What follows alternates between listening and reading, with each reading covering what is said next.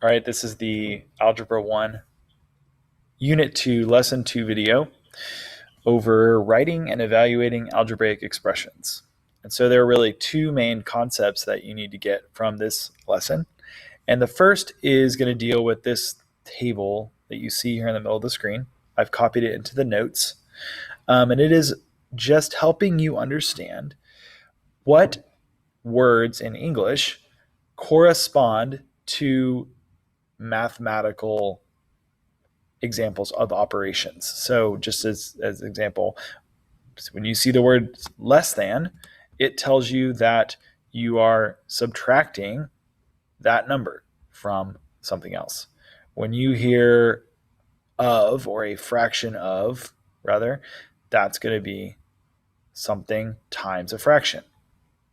So just keep that in mind as we work through this. This is kind of a key idea, but I think some of it will be sort of common sense to you. So we're going to go through the examples in the lesson, and then I'll get you started on the ones below, and then we'll talk about the other part of this lesson. So the way this is going to work is they are going to give you a little sentence like you see here in example 1, and they're going to ask, what is the sort of key phrase, and what does that mean mathematically? So it says here, Jared is 14 centimeters taller than his sister, Belinda. If h represents Belinda's height, write an expression that represents Jared's height. So we're writing an expression. If you remember from the last lesson, an expression is just a combination of algebraic things, numbers, constants, variables, terms. But what we need to focus on is, what is the key phrase in this sentence right here? Jared is 14 centimeters taller than his sister. And the key phrase is taller than. Then it says decide what action to take. The key phrase, taller than, indicates that we're doing addition. And so then we should be looking for plus 14. And since h is the variable for Belinda's height, it's going to be h plus 14. So again, this is all you're doing. You're not going to have to type up answers like this, but you are going to have to choose the correct expression. So you need to be looking for that key phrase and what it means. Let's look at the next one. If you look at a chart of the average for annual rainfall in Texas cities, you see that Dallas gets 4 times as much rain per year as El Paso. So right away, I hear 4 times. 4 times means multiplication. And I'm getting that from looking up here, and I see times is multiplication.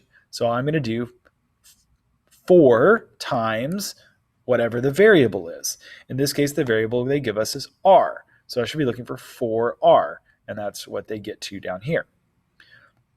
Again, just keep going back to that table. Let's look at these other 2 examples. Or it looks like there's 3. We'll do all of these. Example 3. According to a 2010 census, about 1/3 as many people live in the city of Fort Worth as live in Houston. So 1/3 is going to mean there's a fraction, or it could be thought of as division as well. So we should be looking for either 1/3 x or x divided by 3. And that's the example. That's the answer they actually give. So a fraction always indicates division. And again, that's coming from up here, a fraction of. So when you see a fraction, it means we're going to divide. Example number 4. Kathy bought 4 pieces of gum from the store. Janice bought X pieces less than. Now this is a little bit different because the X has the key phrase. The X has less than. So that means we're doing X less than, which means the X is being subtracted. Less than indicates subtraction. Again, that's coming from our table, so just hop up or look over at the notes. Less than. So that means less than X less than. So 4 is the number that Kathy had minus the X pieces, and that is how many Janice has. 4 minus X. Last example, Sam gives his X number of children $37 to spend on snacks. Each child gets an equal amount of a quotient of 37 and x. Quotient of 37 and x is our key phrase. So let's look up here and see where quotient appears on our chart. Quotient appears here as part of the division group. So then we're going to be dividing, and a quotient of 37 and x means we're doing 37 divided by x, and that's what you see right there, and that's going to be your answer. So that, I'm going to skip down and show you. That's obviously number 1 and 2 are vocab, so you can handle that.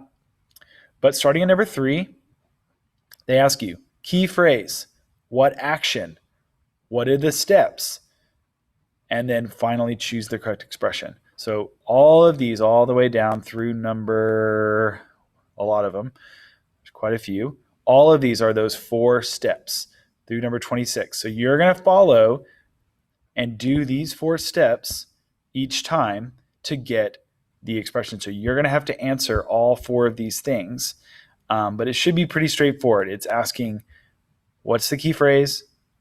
What operation does it mean? How is that happening? And then what does the actual expression look like?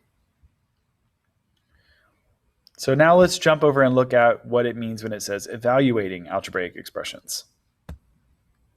Okay, so looking at the questions where they want us to evaluate expressions, let's talk about what it means to evaluate an expression. Let's use a super basic example to start. They're going to give you something like this, x plus y. And then they're going to tell you x equals 4, y equals 9. Evaluate the expression. So all they're telling us to do is to take the 4 and put a 4 where the x is, and to take the 9 and put the 9 where the y is, and that will give us the evaluated expression. In other words, what its value is. So x is 4, y is 9. And the reason I put it in parentheses is because when you start dealing with negatives, you're going to find that that can get a little bit complicated if you don't use parentheses. And we'll see some examples of that in a minute, especially when you're dealing with multiplication. 4 plus 9 is 13. And so that would be the value of the evaluated expression.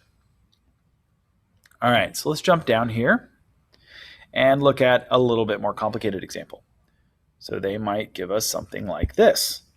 2x plus y divided by 3. And they might tell us that x equals 4 and y equals 7. So if that happens, again, we're going to take the 4 and we're going to put it in for x, and we're going to take the y. Let's get another color here. The 7, and we're going to put it in for the y. So let's rewrite the expression with those numbers inserted. 2 parentheses 4 plus parentheses 7 divided by 3. Okay, so we've inserted this. So what does this tell us to do? Well, first thing it tells us to do, 2 times 4 is 8 plus 7 divided by 3. 8 plus 7, move down here, is 15 divided by 3. 15 divided by 3 is 5. Feel free to use the calculator along those steps as you go, and that should help you if you need it. But a lot of these operations are pretty simple. I think most people can do these little multiplications. You might need help on 15 divided by 3, but then my evaluated expression would be 5. So this expression, when evaluated with 4 and 7 for x and y, gives a value of 5. So let's look at another example. Let's do another color here. Okay, that one might be too bright. All right, what if we had this one? Let's draw a line here. 3xy plus 4x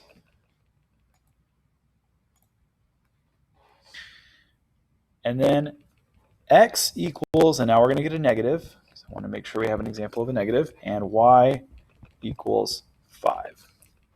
All right, so let's go ahead and start putting everything in. Let's put the negative 2 here and here. And we're going to put the 5 here. So notice there's 2 places for x. Let's look at how this works.